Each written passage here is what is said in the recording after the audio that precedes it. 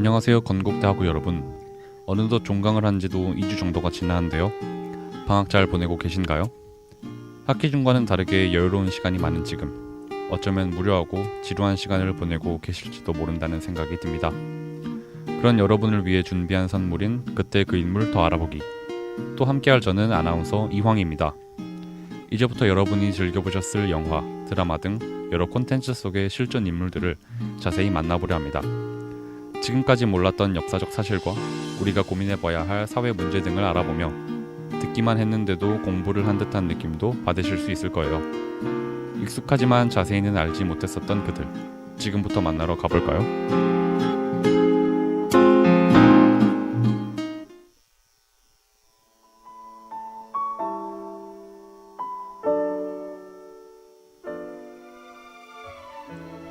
불어한다.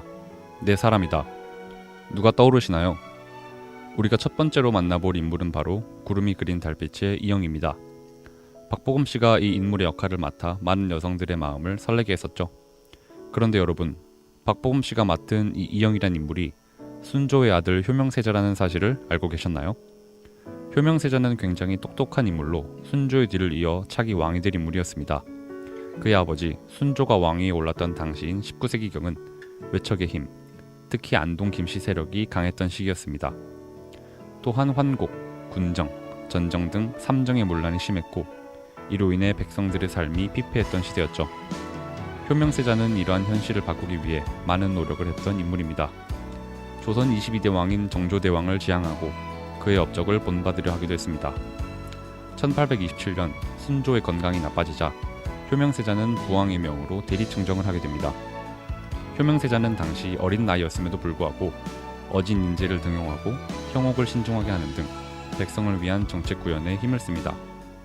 당시 등용되었던 대표적인 인물로는 실학자 박지원의 손자이자 개화파의 시조로 불리는 박규수가 있습니다. 다른 한편으로는 부모님에게 지극한 효심을 표하고 아버지인 순조의 권위를 높이며 왕권을 강화하기 위해 순조의 탄신진연 등의 주요 연회들을 성대하게 개최했다고 해요. 이렇듯 효명세자는 모든 이의 기대를 한몸에 받았던 훌륭한 인물이었습니다. 하지만 안타깝게도 대리청정 4년 만인 22세에 죽게 되고 이후 익종으로 추존됩니다. 조선의 백성들을 위하여 더 나은 세상을 만들고자 했던 효명세자, 그가 순조의 뒤를 이어 왕으로 즉위했었다면 우리의 조선은 어떤 모습이었을까요? 많은 궁금증과 안타까움이 밀려옵니다.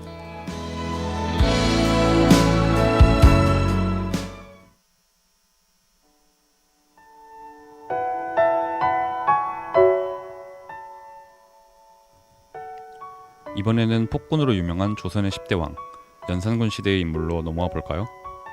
개봉된 지 한참이 지났음에도 불구하고 아직까지도 많은 이들에게 수작으로 평가되고 있는 영화의 등장인물입니다. 바로 영화 왕의 남자에 등장하는 광대 공길이죠. 공길역을 맡았던 배우 이준기 씨의 뛰어난 연기력으로 인해 더욱 기억에 남는 캐릭터이기도 합니다. 또한 이 공길이라는 캐릭터를 통해 대중들은 이준기라는 배우를 주목하기 시작하죠. 그만큼 공길이 매력적인 인물이 아니었을까 생각합니다. 그런데 여러분, 공길이 허구의 인물이 아니라 조선시대에 실존했던 인물이란 사실 알고 계셨나요? 공길이라는 광대가 왕에게 임금은 임금다워야 하고 신하는 신하다워야 하고 아비는 아비다워야 하고 자식은 자식다워야 한다. 임금이 임금답지 않고 신하다가 신하답지 않으니 비록 곡식이 있은들 먹을 수가 있으랴 라는 말을 했다가 차명을 당했다. 공길이 실존 인물이었다는 사실을 보여주는 연산군 일기 제60권 22장의 내용입니다. 하지만 영화 속 공길은 실존했던 공길과는 많이 다른 모습으로 비춰지는데요. 그 차이점 또한 같이 살펴보도록 하겠습니다. 여러 기록에 의하면 조선시대 때 임금이 광대를 궁궐에 불러 가물을 즐겼던 것으로 알려져 있습니다. 하지만 영화에서처럼 궁궐에 광대가 살았다는 것은 사실이 아닙니다. 또한 영화에서는 공길이 왕의 많은 사랑을 받는 것으로 나오지만 실제 기록에는 공길이 왕에게 간언을 한 뒤 바로 차명을 당했다고 나옵니다. 공길이라는 미천한 신분인 광대가 조선 최고의 신분인 왕을 꾸짖는 발언을 했다는 아주 짧은 문헌 기록이 상상력을 자극하여 뛰어난 작품으로 만들어진 것이죠.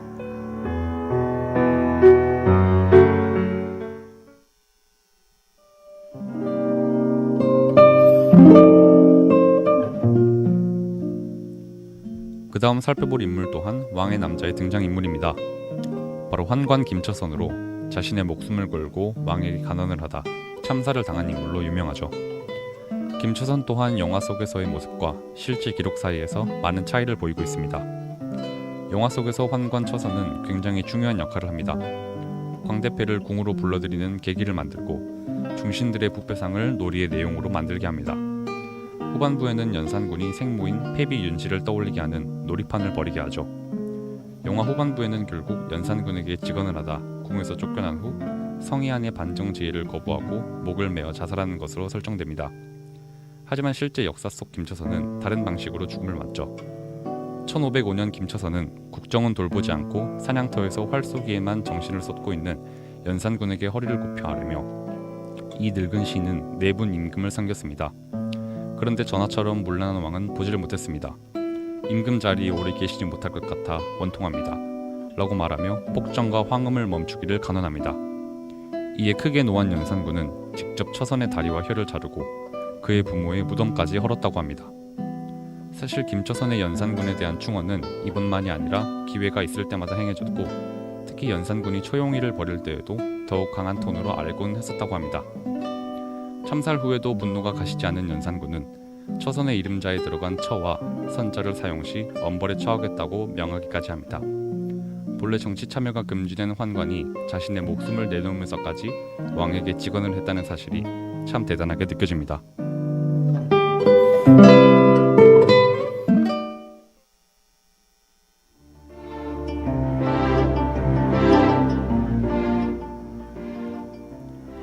나는 조선의 개새끼로 소이다. 참 강렬한 문장이죠. 영화 포스터의 주요 멘트이자 박열이 쓴 시의 한 구절인 이 문장은 소신껏 열정적으로 살다간 박열, 그의 모습을 가장 잘 보여주고 있는 듯합니다. 이번에는 우리 아픈 역사인 일제강점기 시대를 배경으로 다루고 있는 영화 박열로 넘어가 보겠습니다. 독립운동가 박열은 아나키스트로 일제강점기 동안 항일투쟁을 전개한 인물들 중에서도 굉장히 독특한 인물입니다. 그는 1919년 18세의 일본 동경으로 건너가 흑도회, 흑우회 등 항일 사상단체를 이끌고 1922년에는 비밀결사 불령사를 조직하며 항일운동을 전개합니다. 그러던 중 1923년 9월 1일 일본의 관동 지역에 대지진이 발생하면서 12만 가구가 무너지고 45만 가구가 불에 타게 되는 관동 대지진이 발생합니다. 혼란스러운 이 상황에서 일본 정부는 사건을 수습하기 위한 화제거리로 조선인들에 대한 괴소문을 퍼뜨리고 이로 인해 약 6,000명의 무고한 조선인들이 학살됩니다. 일제강점기에 일어난 끔찍하고 가슴 아픈 사건, 관동 대학살이죠. 이 사건 이후 일본의 행동에 대한 부정적 여론과 조선인들의 비난과 분노가 들끓자 이를 모면하기 위해 일본 정부는 박열과 불령사를 대역 사건의 배후로 몰아가기 시작합니다. 이 사건이 영화 박열의 주요 내용이 되죠. 이 대역 사건의 재판정에서 박열은 일왕을 제거하려 폭탄을 구입했다는 사실을 당당히 밝히고 조선 관복을 입고 조선어를 쓰며 반말투로 대답을 하는 등 일본에게 전혀 굴복하지 않는 태도를 보여줍니다. 심지어 사형 판결 후에는 미소를 지으며 재판장 수고했네. 내 육체와 자네들 맘대로 죽이지만 내 정신이 어찌하겠는가 라는 말도 남기시며 소신있고 당당한 태도를 보이셨다고 해요.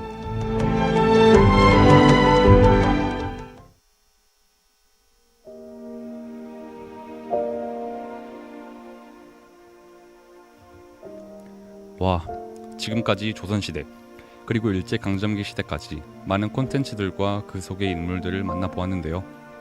이제 대한민국의 인물로 넘어가 볼까요? 바로 영화 재심의 실제 주인공 박준영 변호사님입니다.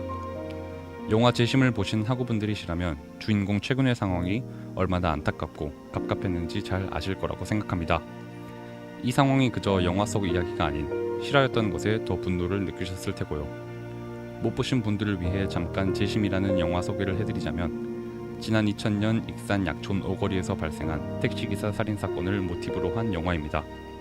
경찰과 법원이 진범이 아닌 최군을 범인으로 못 박아버려 10년을 감옥에서 보내야 했던 최군과 이를 보고 재심을 청구한 박준영 변호사가 그의 무죄를 증명하기까지의 이야기를 다루고 있죠. 실제 이 사건의 주인공인 박준영 변호사는 영화에 등장한 약촌 오거리 사건 이후 삼리의 나라 슈퍼 강도 치사 사건부터 수원 노숙소녀 살해 사건 등 굵직한 재심 사건을 연달아 맡으셨다고 합니다. 이로 인해 재심 전문 변호사라는 별칭이 붙기도 하셨죠. 여전히 억울하게 옥살이를 한 사람들의 누명을 벗기고 그들이 다시 사회에서 자신의 역할과 자리를 찾아 살아가도록 돕는 일을 사명으로 여기며 일하고 계시다고 합니다. 모든 사람이 웃을 순 없겠지만 억울하게 눈물을 흘리는 사람들이 줄어드는 세상이 되기를 바란다는 박준영 변호사. 그런 세상이 올 수 있도록 우리 모두가 노력해야 하지 않을까요?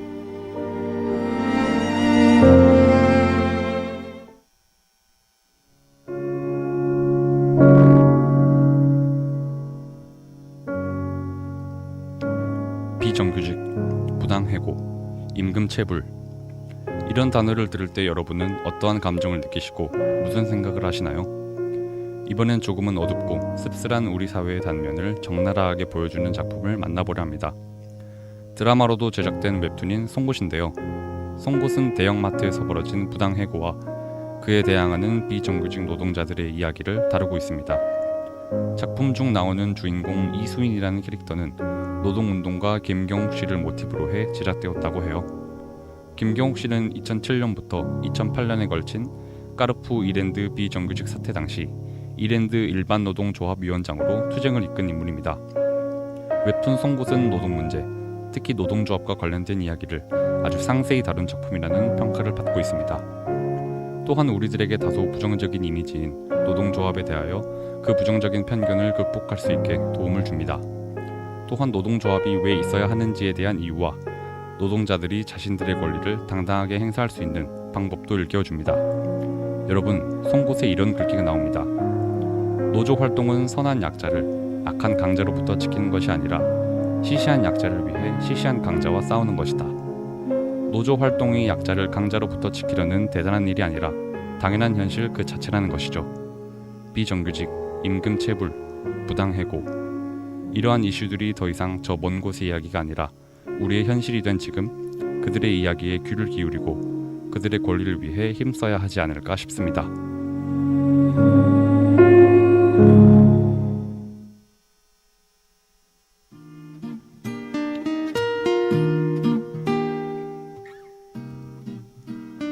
네, 이렇게 5개의 콘텐츠와 그 속의 6명의 인물들을 만나보았습니다. 여러분들에게 도움이 되고 기억에 남을 만한 이야기들을 해드리고 싶었는데 제 마음이 전달되었는지 모르겠네요. 오늘 만나보았던 인물들의 공통점이 무엇이었는지 혹시 알고 계신가요? 이들은 모두 더 나은 세상을 만들려는 열정을 가지고 있었고 그 열정을 과감히 행동으로 옮겼던 인물들이었습니다. 이러한 그들의 모습은 우리들을 감동시키고 성장시켜주기도 하죠. 여러분은 오늘 방송을 통해 무엇을 느끼고 어떠한 생각을 하시게 되었는지 궁금해지네요. 많은 것을 얻어가실 수 있던 방송이 되길 바라며 지금까지 그때 그 인물 더 알아보기에 PD 황유진, 기술 김은희, 그리고 아나운서 이황이었습니다.